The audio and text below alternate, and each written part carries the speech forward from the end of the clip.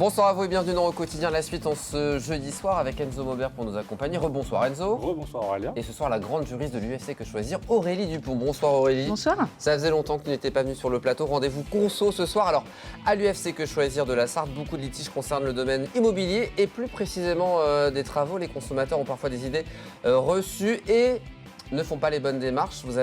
Pour informer au mieux les consommateurs, vous avez mis en ligne un kit de 5 idées fausses sur ce sujet des travaux. 5 idées fausses qu'on va évoquer ce soir. Je te propose de commencer par la première. Allons-y. Je n'ai signé qu'un devis, pardon. Ce n'est pas un contrat et donc je ne suis pas engagé. Ça, c'est une idée fausse. C'est faux, effectivement. En fait, si on résume, le professionnel, il est engagé, évidemment, dès qu'il rédige son devis. Et le consommateur, lui, n'est pas engagé tant qu'il ne signe pas le devis. Mais une fois que le devis est signé, là, le consommateur est engagé, il ne peut pas se rétracter, sauf quelques exceptions. Par exemple, si le devis est signé à domicile en présence du professionnel, voilà, ou si il est prévu que les travaux seront financés à l'aide d'un crédit affecté. D'accord. Vraiment précisément pour les travaux. Donc un devis engage, c'est ce qu'il faut retenir ce soir. Exactement. Une fois qu'il est signé, le consommateur est engagé. Autre affirmation, l'artisan est responsable pendant 10 ans pour tout type de travaux. Alors là, c'est à nouveau... une idée fausse. Exactement. En fait, la responsabilité dite décennale, on l'entend souvent, voilà, elle est fixée par la loi et la jurisprudence, donc les décisions de justice. Qui dit décision de justice dit évolution des décisions, et donc il faut vraiment être au courant parce que ça évolue, vraiment le domaine des travaux. Donc aujourd'hui, à l'heure actuelle, à l'instant T. À l'heure actuelle. Si je devais résumer, parce que c'est vraiment un sujet complexe, je dirais Vous avez 3 quarts d'heure devant vous, chers amis. Je dirais que on annule culturel et c'est parti. Je dirais que ce sont les gros travaux. Voilà. Donc des travaux de construction, de rénovation d'un ouvrage immobilier, première condition. Et la deuxième, il faut que les désordres, pour mettre en jeu la responsabilité décennale, les désordres doivent être graves. Donc ça doit compromettre la solidité de l'ouvrage, du bien, ou alors il faut que les désordres en fait compromettent, rendent l'ouvrage impropre à sa destination. Je m'explique. Juste un petit exemple simple. J'ai un mode de chauffage et si jamais il ne me permet pas de chauffer l'ensemble de ma maison, là on pourra mettre en jeu la responsabilité décennale. En tout cas, dans la majeure partie des cas, l'artisan donc n'est pas responsable pendant 10 ans, c'est ce qu'il faut retenir. Ça dépend. Si jamais ce sont des petits travaux, la responsabilité elle sera que de 5 ans. D'accord. Mais quand même de 5 ans. Et élément très important, il faut vraiment que le consommateur demande l'attestation, normalement c'est une obligation, demande l'attestation d'assurance décennale et vérifier que les travaux figurant sur cette attestation correspondent bien aux travaux qui seront réalisés au domicile du consommateur. Vous avez des travaux à faire, Enzo? Non, peut-être vous débrouillez tout seul, non, mais c'est vraiment très important. On a beaucoup de litiges par rapport à ça parce qu'il y a des artisans qui coulent et on n'a pas l'assurance. Et on fait comment? Donc il faut vraiment les garanties à la base d'avoir les documents signés et préparés. C'est ça. Retenir 5% du solde à payer, c'est sans risque. Bon, là, évidemment, c'est une idée fausse encore. C'est une idée fausse. Je vais nuancer.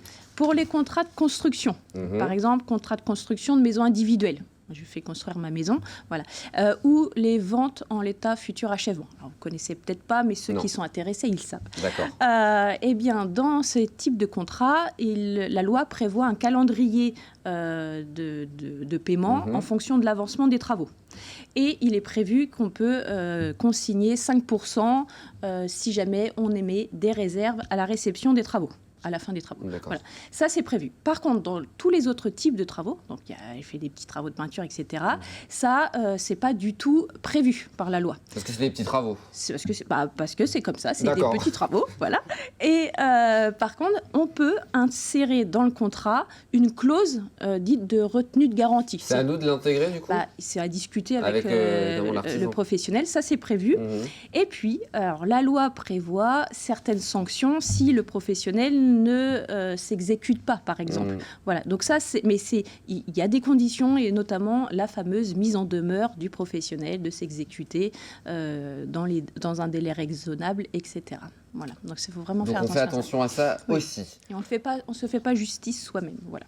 Une avance de 30% du devis est obligatoire. Est-ce que c'est vrai, est-ce que c'est faux à votre avis, Enzo? C'est encore faux, j'imagine. Ouais. Eh ben oui, parce que c'est le titre quand même des idées fausses. Voilà. On joue avec Enzo, mais il a déjà gagné l'avance. Mais il y a beaucoup de personnes en fait qui pensent que c'est 30%, pas plus, pas moins. En fait, non. Eh bien non, parce que la loi, il n'existe pas de loi. Tout simplement, qui fixe un montant minimum ou maximum.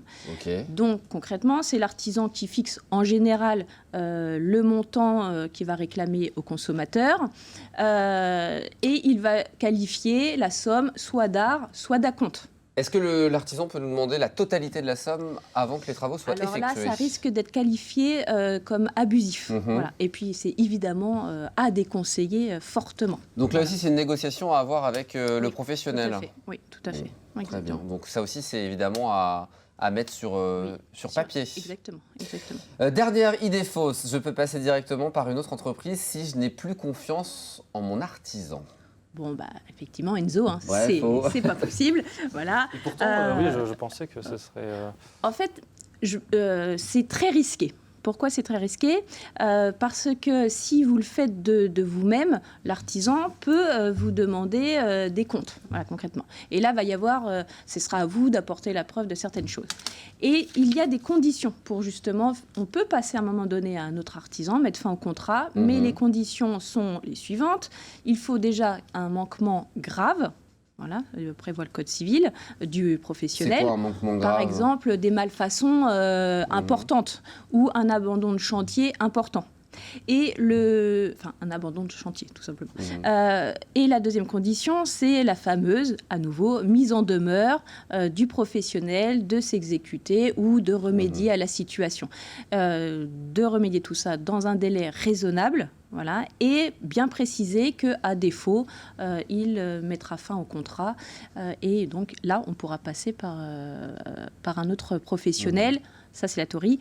En pratique, c'est peut-être difficile de réussir à contacter un autre professionnel, qui va accepter de reprendre le travail effectué par un autre collègue. Dernière question, en Sarthe, il y a beaucoup de litiges sur ces problématiques au Mans ou ailleurs en Sarthe. C'est un territoire on est comme les autres ou Comme les autres, mais c'est vrai que le domaine des travaux, comme vous l'avez dit en introduction, c'est compliqué, mais surtout parce que parce que les consommateurs ne connaissent pas forcément leurs droits et leurs devoirs, et évidemment, il y a aussi des malfaçons qui existent avec les artisans. Donc il y a ce kit pour ceux qui veulent pour avoir plus d'informations, parce que là on a donné quelques informations. Tout à fait, qui est sur notre site internet. sarthe.ufcquechoisir.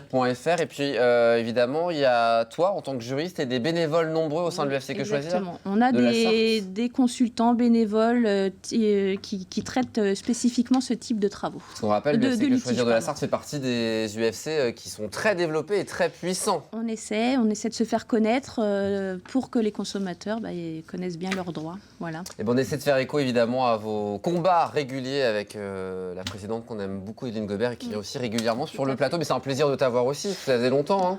Oui, c'est vrai. Quasiment 6-7 ans que tu viens à mes côtés. C'était une des premières. Je crois que c'est la première de l'année de 2023. Et bonne année. Merci. Très bonne soirée en tout cas. À bientôt pour de nouveaux conseils. Et puis on le rappelle, ce kit de conseils concernant les travaux, c'est sur le site sarthe.ufcquechoisir.fr. On aura appris plein de choses et comme ça, on prendra le moins de risques possible si on fait des travaux. Est-ce que je peux passer un petit message? Mais oui, un bisou, un anniversaire. Un anniversaire de mon neveu, qui a ses 20 ans. Donc, il s'appelle comment? Louis. Louis, on te souhaite un très bon anniversaire. 20 ans, c'est formidable, profites-en. Très bonne soirée. Dans un instant, elle a 20 ans, Chloé Bergera, Culturelle. Nous on se donne rendez-vous demain à 18h30 pour un nouveau numéro de Quotidien. À demain.